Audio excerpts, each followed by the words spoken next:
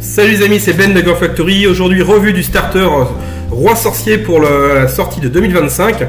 Il va être composé d'une warband où dedans vous allez avoir une sorcière, une unité de Golf, une unité de Damnur Disciple, une boîte d'Efrit et un Bakashazura ou un Ravener, puisque c'est un monstre en double kit. A noter, je ne l'avais pas dit quand j'ai fait la revue du starter 100K. Maintenant, dans tous les starters d'armée nouveauté 2025, vous avez un set de 12 dés dans la boîte, une petite réglette en pouce en plastique souple, transparent, avec le petit logo Parabellum, et une planche A4, A4 à 5, A4 je crois, de décor à dépuncher. C'est du décor en carton peint, ils sont sympas. Et ça c'est cool parce que c'est vrai que vous commencez le jeu avec un pote, chacun se prend son starter. Et ben vous avez vos 750-800 points d'armée, vous avez vos dés, vous avez votre réglette pour mesurer, et vous avez déjà 4 décors du coup en cumulant les deux starters. Donc ça c'est plutôt cool. Merci à Parabellum pour ça, parce que c'est vrai que c'est une petite nouveauté qu'on n'avait pas dans les anciens starters, donc ça c'est très bien. Donc passons tout de suite à la revue des unités qui composent le starter, et à la fin on verra une petite liste d'armées avec ce que ça donne et ce qu'on peut faire. Donc commençons par le personnage, à savoir la figurine de la sorcière. Donc c'est un sorcière, c'est un personnage d'infanterie pour 100 points le stand. Elle va être volée 3, clash 2, 4 attaques, 4 points de vie, 3 en résolve, 2 en défense et 2 en évasion. C'est une sorcière, tout dépend du nom du personnage. Elle va avoir l'arcane conduit, donc ça c'est la règle spécifique au roi sorcier. Pour rappel, ça vous permet que quand à la phase de fin, à la phase de point de victoire, quand vous cotez vos points, toutes les unités, pas que les personnages, que toutes les unités qui ont la règle arcane conduit, qui sont sur un objectif, vont vous permettre de marquer un point de rituel et d'agrémenter un rituel en cours. Ensuite, elle est barrage 3 à 14 pouces, comme pas mal de sorciers ils ont du tir, et elle est sorcier de niveau 7. En option, elle va avoir des patrons de glyphes, donc c'est les objets magiques des rois sorciers. Elle va avoir le droit d'en prendre un seul pour son coup en points, et elle va avoir accès à des sorts. Elle va devoir choisir entre la cour de l'air ou la cour du feu, qui va lui débloquer du coup un certain nombre de sorts, à savoir 3 pour la cour du feu et 3 pour la cour de l'air, mais il va falloir choisir la cour que vous allez prendre, ce qui va déterminer vos sorts, et aussi d'autres règles derrière par rapport aux unités que vous allez pouvoir prendre. Les rituels, elle connaît 4 rituels, l'Assassinate Rage, l'Intrusive Schlupst, le Safe et le Farsight. Donc il y a des rituels du feu, il y a des rituels de l'air. Je ne vais pas rentrer dans le détail des rituels. Si vous voulez plus d'infos concernant la mécanique de l'armée, je vous invite à aller voir la vidéo que j'avais sortie l'an dernier, à la sortie de l'armée, parce que c'est l'armée qui est sortie en 2024. Où là j'ai vu une vidéo explicative vraiment détaillée de comment fonctionne l'armée, comment fonctionnent les rituels, leur magie, l'intérêt des unités, où là je vous présente vraiment un peu toutes les unités et comment on peut comboter, comment on peut monter ses listes, et je vous explique vraiment un petit peu en profondeur chaque unité, chaque personnage, comment les jouer, enfin, voilà, de mon point de vue. Donc je vous invite à aller voir cette là, je vais pas faire une réédition de la vidéo. Il y a eu des petits changements de règles, hein, bien évidemment depuis, mais c'est des changements mineurs, ça ne changera pas le cœur de l'armée, le concept même de l'armée et des rituels. Ensuite, en warband, elle va avoir accès en Mainstain au Rajakur, au Damnur Disciple, au Gols, au Mahabharti Initiate. Donc les Rajakur, c'est l'unité un petit peu de base avec le bouclier et l'armure et la petite masse d'armes. Les Damnur Disciple, ce sont les archers.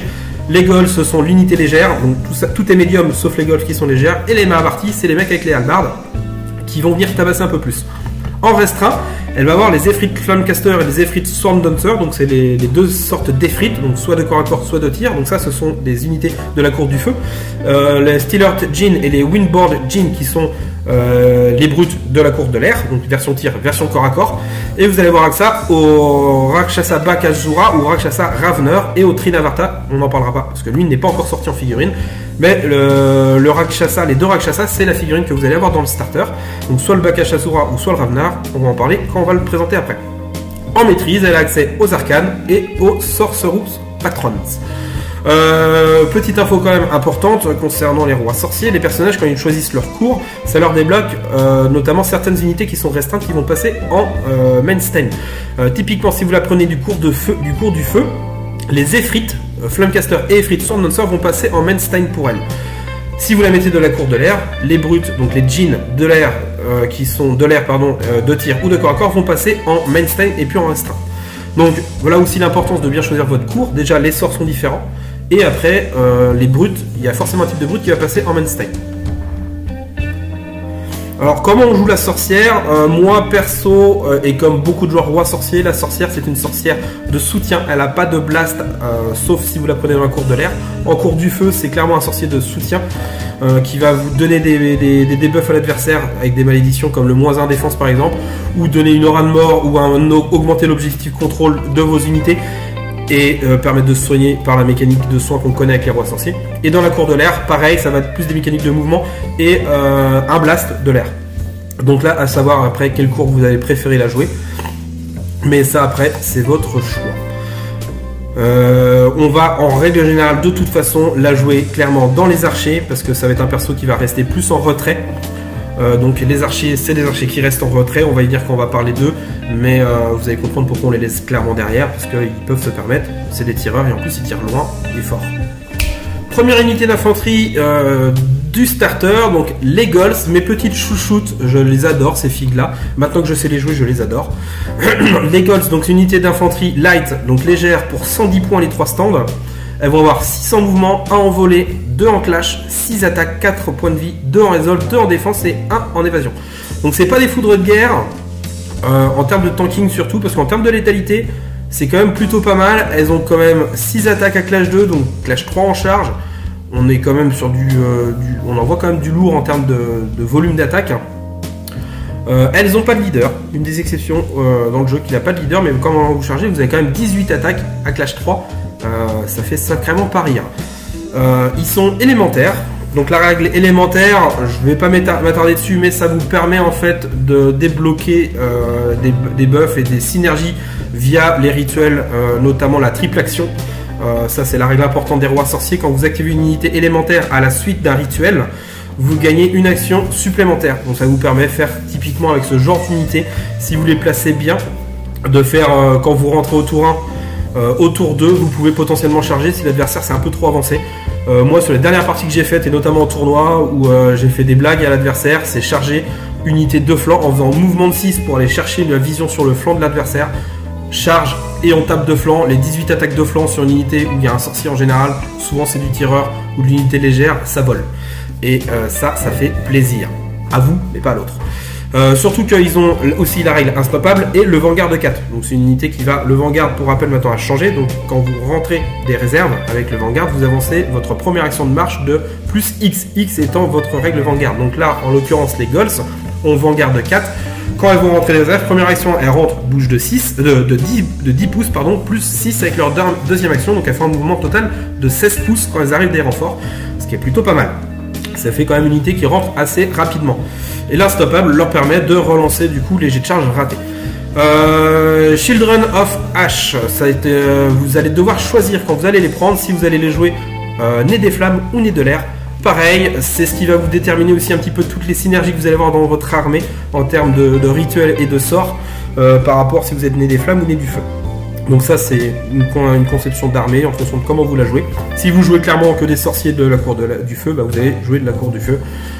Nez du feu, du coup les Golds. Si vous jouez de la cour de l'air, vous allez jouer forcément les Golds nez de l'air, parce que sinon il n'y a aucun intérêt. Enfin, il peut y avoir un petit intérêt, mais je ne vais pas rentrer dans le détail, mais et voilà. C'est 40 points de stand supplémentaire. On va jamais faire des grosses unités avec ça. Par 4 c'est pas mal. Pour l'avoir testé, 4 c'est vraiment sympa. Ça vous donne plus de survivabilité en fait, les 4 points de vie supplémentaires. Pas forcément de la létalité, parce que vous n'allez pas jamais les jouer, ou rarement par 4 de front. Mais par contre, les 4 points de vie supplémentaires sont le bienvenu, surtout que les rois sorciers sont une armée qui a énormément de mécaniques de soins via les sorts. Donc vous pouvez vraiment augmenter le temps de survie de votre unité via ce petit stand en plus. Maintenant on arrive à 150 points. Il y a vraiment gros débat, ça sera à vous d'en juger si vous préférez jouer par 3 ou par 4. Moi je les joue principalement par 3. Je l'ai fait tester par 4, j'en étais très content. Maintenant voilà, c'est pas une obligation, loin de là. Ça va être à vous de voir. Enchaînons ensuite avec les damnures disciples, donc ce sont des archers. Donc 140 points des archers médiums, donc type infanterie. Ils ont mouvement 6, volée 2, clash 1, 4 attaques, 4 points de vie, 3 en résolve, 2 en défense. Profil un peu classique d'archer. Malgré tout, ils vont avoir barrage 5 à 18 pas et arcing fire. Et là, on n'est plus sur le profil standard des archers. Beaucoup d'unités d'archers tirent à barrage 3 à 14, 16, 18 pouces. En général, même 16. 14 à 16 pouces. Là, on a du barrage 5 à 18 pouces avec l'Arcing Fire qui vous permet, du coup, pour rappel, si vous faites une action de viser, de sacrifier le +1 en volée et de tirer sans ligne de vue. Là, on a clairement une grosse unité de tir qui va savater dur à distance et qui va vraiment faire très mal. Elle n'a pas d'événement de tirage, c'est 40 points de stand supplémentaire. C'est une très bonne unité de tir et en plus elle a le mérite d'être médium, donc c'est un très bon chausson pour la sorcière qui va permettre de protéger votre sorcière, de la laisser sur un objectif, de tenir les points grâce aux archers qui sont médiums, elle d'activer son arcane conduit et de continuer à agrémenter la mécanique de rituel de l'armée. Donc très bonne unité. Si vous jouez des grosses unités, j'ai déjà testé la grosse unité de 5 tireurs, j'ai jamais été au-delà, mais 5 c'est déjà énorme. Vous imaginez bien que 5, vous avez quand même 25 tirs, 26 avec le leader, parce que le leader est compris dans l'unité. Il n'y a pas d'étendard pour l'unité, mais vous avez un leader compris dedans. Avec la magie, on peut leur donner la full relance des jets pour toucher. Comment dire que ça déblaye, hein. Ça déblaye très bien l'adversaire. Donc très bonne unité de tir pour tenir les objectifs et à se mater à longue portée. La boîte d'Efrit. Donc sur la boîte, il présente des Efrit Sword Dancer. Alors normalement c'est un double kit, donc il n'y a pas de raison que vous n'ayez pas les grappes, elles sont mixtes, donc il n'y a pas de raison que vous ne puissiez pas monter. Maintenant je vais surtout vous parler des Sword Dancer pour vous proposer après une liste d'armées cohérente par rapport au contenu de la boîte. Moi je vous conseillerais fortement de montrer des Sword Dancer dans tous les cas. Ils sont au même prix, en coup en point c'est exactement pareil. En termes de stats, ils ont grosso modo la même chose. Je vais quand même parler un petit peu des deux, mais on va se concentrer sur les Sword Dancer, donc les versions avec épée de corps à corps. Donc les Sword Dancer, ce sont des unités à 170 points, les 3 stands de type brut, médium, qui ont 600 mouvements, 2 en volée, 3 en clash, 6 attaques, 5 points de vie, 3 en résolve et 3 en défense et une petite évasion de 1. En règle spéciale, ils sont nés des flammes, ils sont élémentaires, donc c'est des élémentaires du feu, ils ont impact 3, ils n'ont pas d'événement de tirage. Par contre, petite règle spéciale, l'infernal branding. Dès que vous allez cibler en fait une unité avec un sort de la cour du feu, si elle est au contact d'une unité d'Efrit Sword Dancer, votre sorcier va automatiquement avoir un succès supplémentaire. Il y a pas mal de mécaniques comme ça chez les rois sorciers, sur toute le brut en fait, que ce soit du feu ou de l'air, qui vont permettre de vous augmenter la facilité pour lancer vos sorts. C'est 50 points l'Efrit supplémentaire. Donc comment on les joue, là dans le starter on va les jouer par 3. En termes de létalité, la messe est 10, hein, clash 3 de base, donc quand vous chargez, vous mettez déjà 9 touches d'impact, enfin 9 attaques d'impact à clash 3, donc en stat 4 touches ennemies, donc entre 4 et 5 touches à l'impact. Derrière, vous allez avoir 18 attaques avec clash 4 grâce à l'inspiration, enfin 19 pardon avec le leader. Ça fait pas rire, je rentre pas dans le détail, mais il y a des combos de malade à faire en termes d'attrition grâce à la magie et en termes de tanking, parce que vous avez des personnages qui peuvent vous booster, augmenter votre létalité et augmenter aussi votre défense et la létalité intrinsèque grâce à certaines règles qui fait que quand vous allez les sauver, vous allez remettre des baffes à votre adversaire parce que vous avez esquivé le coup. Donc il y a des trucs sympathiques à faire. Très bonne unité, on peut les jouer soit par 3, soit par plus. Bon là, avec le starter vous jouerez par 3, mais dans l'optique d'augmenter un petit peu, vous pouvez les passer à 5, voire 6 stands avec un personnage dedans que vous allez payer une amélioration pour qu'il soit en brut. Et là vous avez un pack extrêmement solide, bon, à 450-500 points, mais par contre qui va meuler tout ce qui va toucher. Et qui va commencer à tanker pas mal parce que masse de points de vie, défense 3, c'est pas ouf, c'est la norme. Maintenant, vous pouvez vous soigner, ils ont 5 points de vie, ils ont une petite esquive, donc c'est une tankiness relative, mais ça c'est un petit peu à l'image de l'armée, qui de toute façon n'est pas l'armée la plus tanky du jeu, loin de là, au contraire. Mais vous avez un bon tanking grâce aux soins que la magie vous apporte. Donc très bonne unité. Si on fait le pendant avec les Efrites de tir qui sont au même prix, qui ont grosso modo exactement les mêmes caractéristiques, sauf qu'ils ont que 4 attaques au corps à corps au lieu de 6 et qui vont avoir 2 en clash au lieu de 3. Et par contre, ils vont gagner barrage 5 à 14 pouces en pluie torrentielle. Ils sont également nés du feu, c'est des élémentaires, ils ont également impact 3. Donc ils ont exactement les mêmes règles. Donc la différence, et voilà, eux, ça va être la grosse saturation à moyenne portée à 14 pas, avec la pluie torrentielle. Donc ça, quand vous mettez à courte portée, ça va vous débloquer 6 tirs par mec, plus la pluie torrentielle qui va faire que chaque tranche de 2 touches vous ferait une touche supplémentaire. Donc vous faites clairement abattre une pluie de feu sur votre adversaire à courte portée. Ça envoie du lourd. Et ils ont aussi l'infernal marqueur, l'équivalent de leur copain à épée, mais là cette fois c'est au tir. Donc dès que vous allez prendre pour cible une unité ennemie, tous les sorciers qui vont balancer des sorts dessus vont avoir un succès supplémentaire auto sur leur lancement de sort. Donc vous pouvez cumuler tous ces buffs là. Imaginez que vous tirez une unité qui est au corps à corps avec des Efrit Flamecaster, et bien le sorcier derrière qui va balancer une boule de feu, il aura 2 succès supplémentaires, donc 2 touches en plus. C'est plutôt pas mal, il y a des petits combos à faire.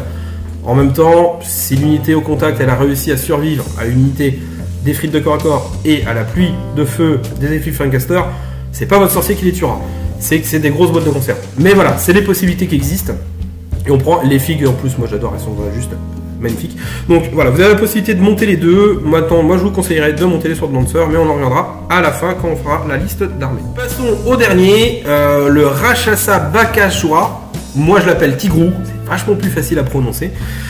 Je vais parler des deux monstres un petit peu en parallèle, mais je vais surtout m'attarder sur le Bakasura parce que à mon sens c'est clairement le meilleur des deux. Je vais vous expliquer pourquoi. Après je me trompe peut-être, mais je ne pense point par rapport à sa règle spéciale, à leur règle spéciale qu'ils ont tous les deux. En termes de profil, ils ont à peu près le même profil. Hein. C'est des monstres, là c'est un monstre à 260 points, pardon, la version, parce qu'en fait vous avez une version anti-personnage et une version anti-monstre. La version anti-monstre est à 240 points, le Ravnar, et le Bakasura est à 260 points. Le anti-monstre est un petit peu moins cher. Il a, donc c'est un monstre lourd, les deux sont lourds. Il a 7 en mouvement, 1 en volée, 3 en clash, 15 attaques, 16 points de vie, 4 en resolve, 3 en défense et 1 en esquive. La seule différence en termes de stats, c'est que la version anti-perso, il a 15 attaques, et la version anti-monstre, il a que 12 attaques. Donc il y a juste 3 attaques d'écart. En termes de règles spéciales aussi, il y a une différence et pas des moindres. Les deux ont l'arcane conduit, les deux ont aura de mort 6, les deux sont les déflammes.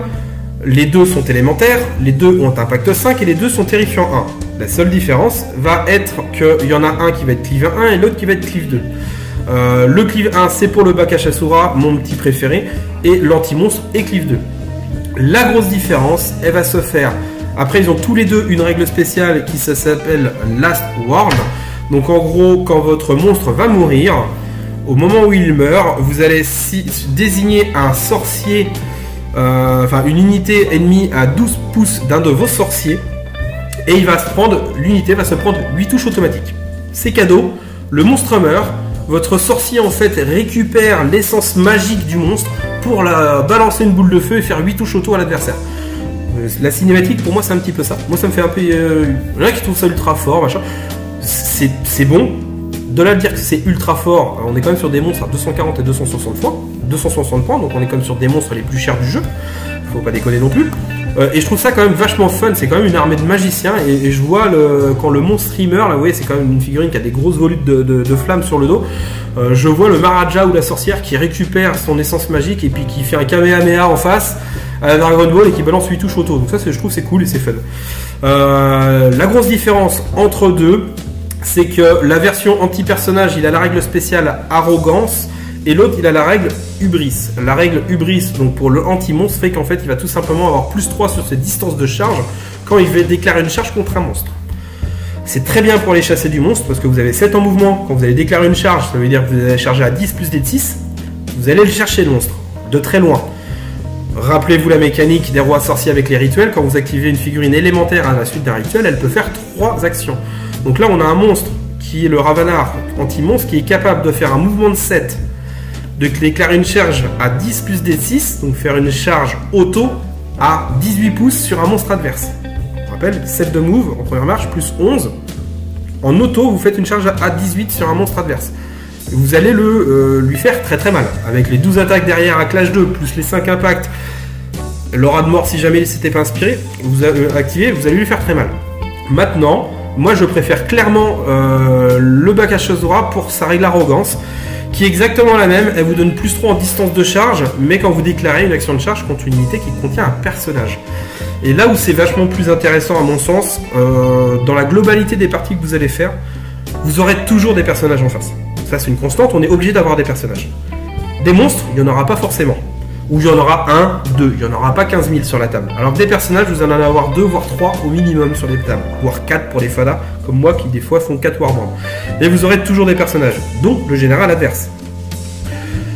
Ça met une pression de dingue en fait sur l'adversaire, parce que vous avez un monstre qui est en capacité de faire une charge auto à 18 pouces sur l'unité d'un de ses personnages. Il va pas aimer la blague, parce que 15 attaques à clash 4 en charge, plus les 5 touches d'impact, vous allez faire très très mal au régiment. Pour exemple, j'ai déjà fait en partie sur un régiment avec une archimandrite, j'ai été chercher à 18 ou 19 pouces, j'ai été chercher son général qui était son archimandrite et j'ai one-shot le pack. Il n'a pas aimé la blague, il n'a pas du tout vu venir le truc, mais en même temps la distance de charge est telle qu'il n'a pas pu l'anticiper et il s'est fait péter son général au tour 4 ou 5 et là il a pleuré de joie au dé parce qu'il a perdu son archimandrite qui était général. Ça vous met vraiment une pression à l'adversaire qui est obligé de prendre en compte mais qui est difficile à contrer de par son mouvement en fait. Le fait d'avoir les 3 actions et le plus 3 en distance de charge, c'est énorme. Et en plus, le petit bonus, le monstre peut lancer des duels. Donc si vous n'avez pas besoin de vos 3 actions pour aller chercher une charge de loin, vous faites mouvement charge direct, charge et vous tapez, et ben au lieu de taper, vous pouvez très bien faire un duel. Donc ça c'est juste énorme parce que l'adversaire il est pas con, il y a peu de personnages qui vont être en capacité de résister à 15 attaques à Clash 4 et -1 en sauvegarde avec terrifiant 1 derrière.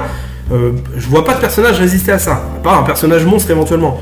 Donc il va bien souvent le refuser. S'il le refuse, votre monstre gagne la règle fleurie contre l'unité derrière. Vu qu'il a 3 actions, bah alors oui, effectivement vous allez perdre votre action de duel, mais derrière il vous reste une 3e action pour lancer un clash contre l'unité. Donc là vous allez balancer les 15 attaques à Clash 4 relançable. Donc on est quand même sur du lourd. Clairement, moi je vois pas à quelle occasion je vais préférer jouer l'anti-monstre face à l'anti-personnage de par ça en fait. La pression est telle sur votre adversaire que pour moi il n'y a aucun débat. Il faut mettre les 20 points de plus et aller chercher le bac Ashura pour la pression sur les personnages et aller latter du personnage à tour de bras. Donc très très bon monstre qui vaut son coup en point. Mais voilà. Pour terminer cette revue de starter, je vous présente une petite liste d'armées. Donc Roi Sorcier starter à 780 points. Donc là j'ai pris tout simplement la Warband qui la compose. Donc la sorcière qui sera votre générale. Je l'ai mise de la cour du feu, mais là peu importe. Après vous pourriez la mettre de la cour de l'air. Ça ne change pas grand chose. Les Danur disciples dans laquelle elle va rejoindre, parce que les Gols, je ne l'avais pas précisé, mais les Gols c'est une unité qui a interdiction d'être rejointe par un personnage, c'est dans les règles de l'unité. Donc là vous n'avez pas le choix que de mettre la sorcière dans les Danur disciples. Éventuellement vous pourriez la mettre avec les Efrites si vous lui payez une maîtrise à 40 points qui la permet de la transformer en brute, et là du coup elle peut rejoindre les Efrites. Là dans le starter il n'y a aucun intérêt, autant la mettre du feu, la mettre dans les Danur disciples.